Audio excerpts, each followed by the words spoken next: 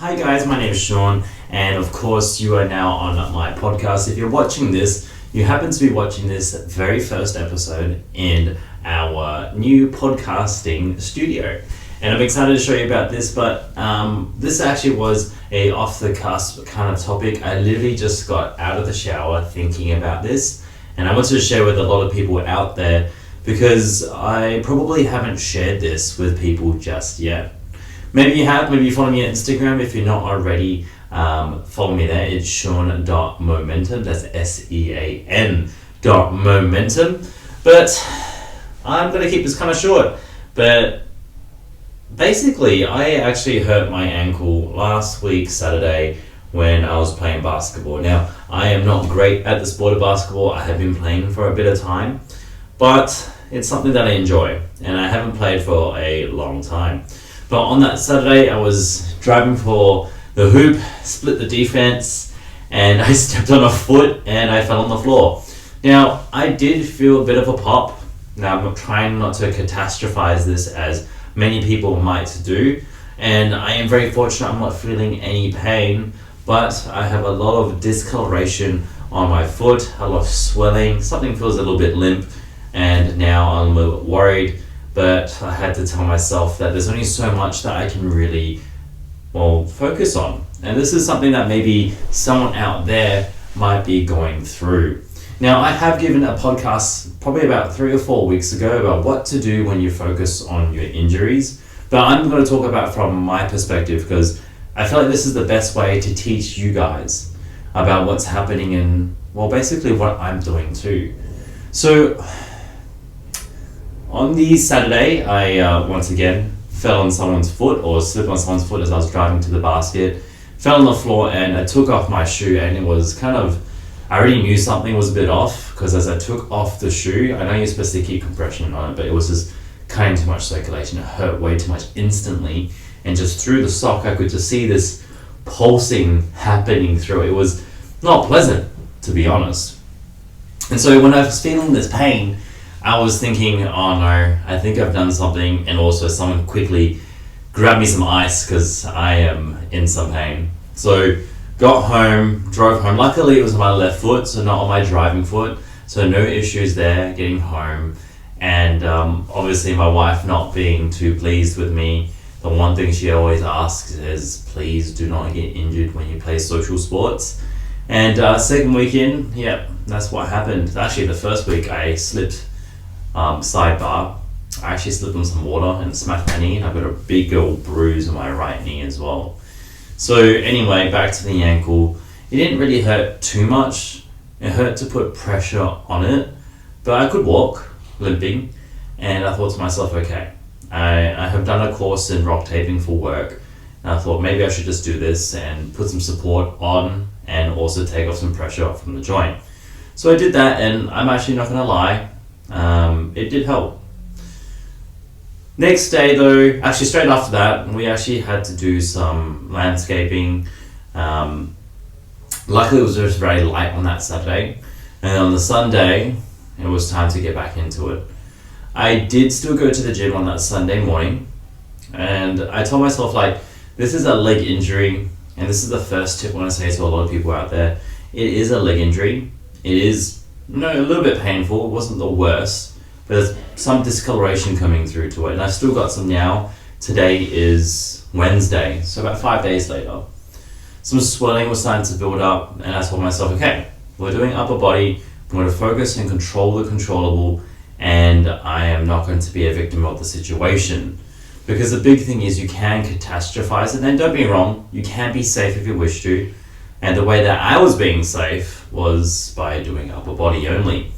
So all the exercises I did were either machine-based, seated, or lying down, keeping pressure off the ankle as well. And that was a pretty fun situation. Now, it didn't hurt at this point in time.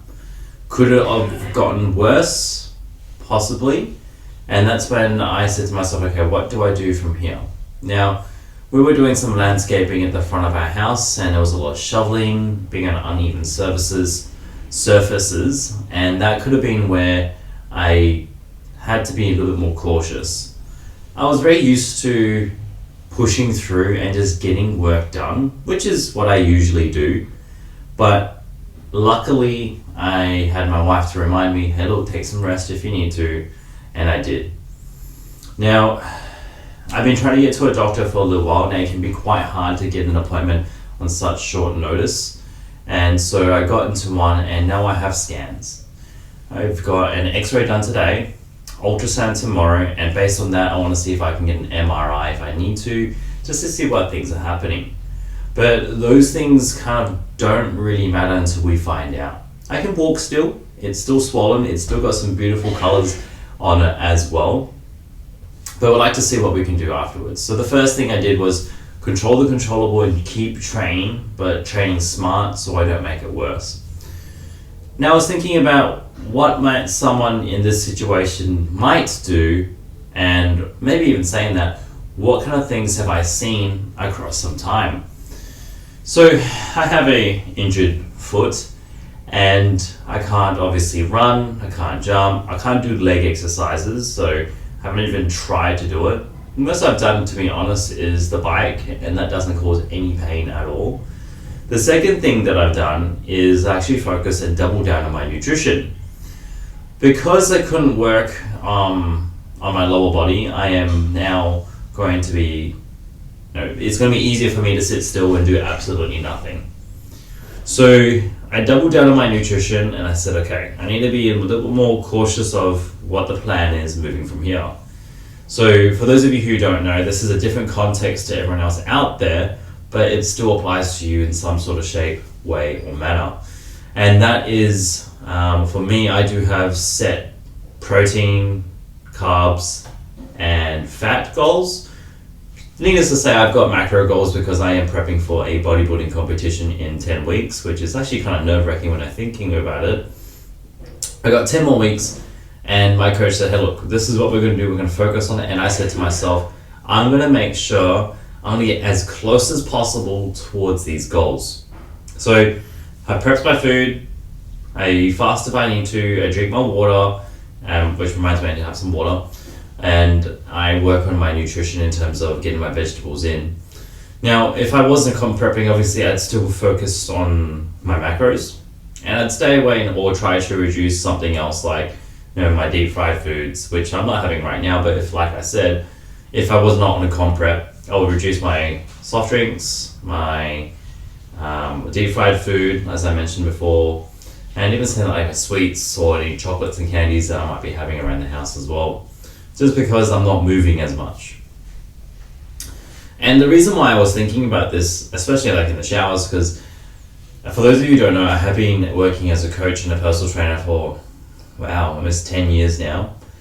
And I actually met someone earlier this year, or maybe late last year, where they had been referred to come see me to do some training, and they came to see me when I had, and they were telling me about how they have an injured shoulder, or even saying that they have an injured knee. And I said to them, that's fine. Let's focus on nutrition. They go, no, I don't feel like I want to do that. And then I never saw them again. And that's what's really driving me to make sure that I don't become that kind of situation, because what's the point of only just working hard when we're looking for the perfect situation? Now, the third thing that I did was I let my coach straight away know. As I mentioned before, with the nutrition, he did help me out with that. I still have to do the work, and that's the same that applies to all my clients too. I can give you the guidelines, but you still have to do the work. So the plan was, from the third tip for everyone else out there, is go straight away to your coach, and if you don't have one, get one. Because it's very easy for ourselves to go, okay, it's too hard now, I don't want to do it. We have been accustomed to treating ourselves really well, faster than we need to, and treating ourselves really bad, faster than we need to as well, which is why we're the situations that we're in. And we need someone kind of in that neutral, unemotional, but invested on trying to get what the best situation is moving towards us. So for those of you out there who may be having an injury like this one over here with scans waiting, and there's nothing you can really do. I'm just limping around the house. It's not painful at all. It's just, it doesn't feel like I can move properly. Focus on what you can control. I mean, I can still train upper body, yes. I can still eat and I can control what I'm doing with that. And this would be a lot easier if I wasn't on the comp prep, because then I can still eat my food, but then I will reduce just some of the things that are a little more calorie dense, focusing on volume based foods. And for the third part is, you may not have a coach, but I know that if I do get negative results on this ankle, like things that aren't good, should I say, because that can be quite confusing in the medical world. But if I do get any bad news about this ankle, I'm going to go straight to the best physio that I know, and I'm going to listen to them exactly what they're going to do. Now, I'm going to do my research, find someone who actually understands sports and how we can get back into where we need to.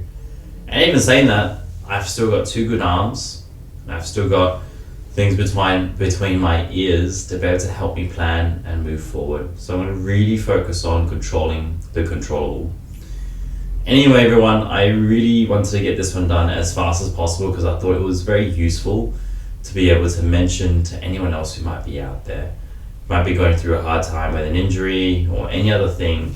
And look, maybe those 3 tips helped you to be able to focus on controlling the controllable, making sure that you can focus on your nutrition and start to talk with a professional, basically.